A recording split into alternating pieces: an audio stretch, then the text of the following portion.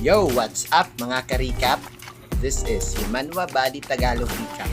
Pero bago tayo magsimula, huwag kalimutang i-like, i-subscribe, at i-click ang notification bell para hindi mo miss ang mas marami pang epic recaps. Let's go! Bago tayo magpatuloy sa susunod na kabanata, balikan na muna natin ang mga nangyari sa nakaraang chapter. Dumalo ang ating bida sa kanyang klase nang biglang naganap ang isang blackout. Naganap ang kumpletong dilim kahit sa gitna ng araw na tila wala nang makikita na kahit ano at kahit ang mga telepono ay hindi gumagana. Pagkatapos nito, isang mensahe mula sa screen ang lumitaw na nagbibigay ng pagkakataong pumili sa mga cards. Ngunit may limitadong oras lamang. Sa hindi lubos na pagkaunawa sa sitwasyon, mabilis na pagdesisyonan ng ating bida na piliin ang klase na may pinakamaraming bituin. Ang kapangyarihan ng mga patay ay unti-unting sumanib sa ating bida. Maya-maya, biglang lumitaw ang isang goblin at inatake ang isa sa mga estudyante. Ang mga kakilabot na pangyayari ay nagdulot ng matinding takot at nagkagulo ang lahat. Habang ang lahat ay nasa kaguluhan, nanatili namang nakatulala ang ating bida. Halos hindi makakilos dahil sa matinding pagkabigla. Agad-agaran siyang inatake ng goblin. Ngunit sa huling sandali ay nagising ang diwa ng ating bida. Sa desperasyon, dinampot niya ang isang upuan at buong lakas na ibinagsak nito sa ulo ng goblin. Natumba ito sa sahig at naghilamos sa kanyang sariling dugo. Ngunit hindi pa tapos ang lahat. Ilang saglit lang muling gumalaw ang goblin. Mula sa kanyang katawan ay lumabas ang makulay at kakaibang liwanag.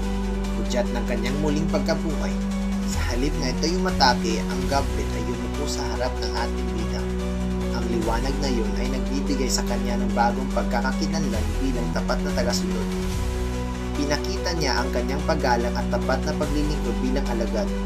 Sa puntong ito, magsisimula na ang pagtuklas ng ating bida sa mga hamon at hiwagang dala sa kanyang napiling landas bilang necromancer. Ano kaya ang mga hamon at tagumpay na naghihintay sa kanya? Tara na't simulan ang susunod na yugto ng kanyang pakikipagsapalaran. Pagsimula ng bagong kabanata, may biglang lumitaw na dalawang goblin, kaya ang lahat ay nabigla. Ngunit sa harap nila ngayon, hindi lang isa, kundi dalawang nilalang ang nagbabadya ng panibagong panganib. Maya-maya, lumitaw ang isang mensahe na nagsasaad na naghihintay ang undead ng kanyang utos. Hindi na siya nag-atubiling mag-utos sa kanyang tagasunod at tinutusan niya tapusin ang dalawang goblin. Agad namang tumindig ang undead at mabilis na inatake ang isang goblin. Inulos ito gamit ang matalim na sandata. Ngunit nakapagtulak ang goblin upang makabawi ito ng balanse. Samantala, ang isa pang goblin ay mabilis na umikot sa likod ng undead. Sinamantala ang pagkakataon at walang habas na pinutol ang isa nitong braso. Nang nakita niyang natatalo ang kanyang tagapagsunod, kaya napaisip siya na kung patuloy niyang pinapanood ang kanilang laban, tiyak na siya naman ang kinakailangang lumaban sa huli. Bagamat, naisip niya na kasing laki lamang ng mga bata ang mga kalaban at hindi naman ganoon katibay, alam niyang magiging madali ang laban kung mayroon lamang siyang tamang sandata.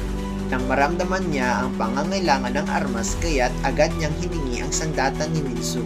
Ngunit dahil nga sa magkahalong takot at desperasyon na nararamdaman ni Minso na sa tingin niya ay ito lang ang kanyang tanging kaligtasan at proteksyon, kaya sinagawan niya ito at tinanggihan. Ang sagot naman ng ating bida, kung ganun naman, bakit ayaw mong labanan ang mga goblin? Nang nakita nito ang mga nakakatakot at agresibong goblin, sa halip na kumilos ay mas lalo pa itong natakot. Kaya nabigo si Songwoo na pakiusapan si Minso. Dahil dito, iniwanan niya na lang ito at dinampot ulit ang upuan at sabay itinapon sa mga goblin. Natagumpayan nitong matamaan ang dalawang goblin at sinundan ito ng mabilis na pag-atake ng kanyang undead. Dahil sa kanilang koordinasyon, sa kanyang tagapagsunod, napagtagumpayan nilang tapusin ang dalawang goblin. Sa bawat goblin na pinatay, nakatanggap siya ng tig 10 gintong gantimpala. Matapos nilang tanulin ang dalawang goblin, lumapit ang undead sa ating bida. Umaasa ng papuri. Gayunpaman, nakaramdam ng kilabot at pagkailang ang bida dahil sa itsura ng kanyang tagapagsunod.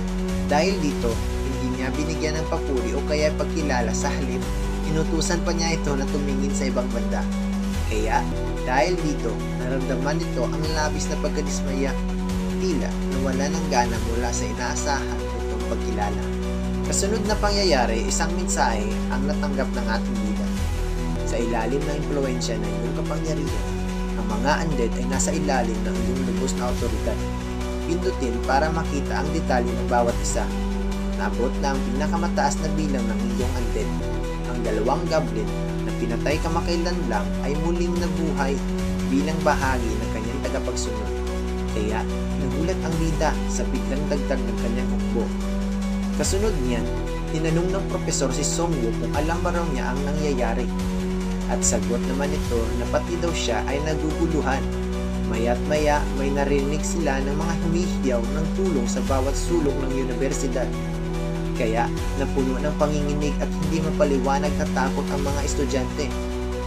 Maya-maya ay may isang estudyanteng lumapit sa propesor dahil hindi niya raw matawagan ang mga pulis. Ang propesor, bagamat alumpit, ay sinubukang payapain ang mga estudyante sa kabila ng tensyon. Ang ating bida naman ay tahimik ngunit nag-alangan at hindi maialis ang kaba sa kanyang dibdib. Pinaghihinalaan niyang hindi lang sa eskwelahan nangyayari ang kaguluhan. Sa bigat ng pangamba, binuksan niya ang kurtina ng bintana. Bumungad sa kanya ang nakakatakot na tanawin sa mga gusaling naguguho at apoy na kumakalat na walang tigil. Kaya isang nakakilabot na tanong ang pumasok sa kanyang isipan, kung nangyayari ba daw ito sa buong bansa o mas malala pa sa buong mundo. Maya-maya napagdesisyonan ng mga estudyante na sila ay lumikas sa lugar. Kaya dali-dali silang lumabas sa silid-aralan, umaasa sa kaligtasan. Ngunit sumalubong sa kanila ang mas matindi pang bangungot. May mga goblin na walang habas na pumapatay ng mga estudyante ay napansin sila. Ngumiti ang mga ito at agad-agad sumugod. Kaya dali-dali namang tumakbo palayo ang mga estudyante. Nang malapit nang maabutan ng goblin ang isa sa mga tumatakbo, buti na lang may biglang sumulpot upang harangin at sinalubong ang pag-atake ng mga goblin. Dumating si Songwoo at ang kanyang tagapagsunod at pinapatakas ang mga estudyante.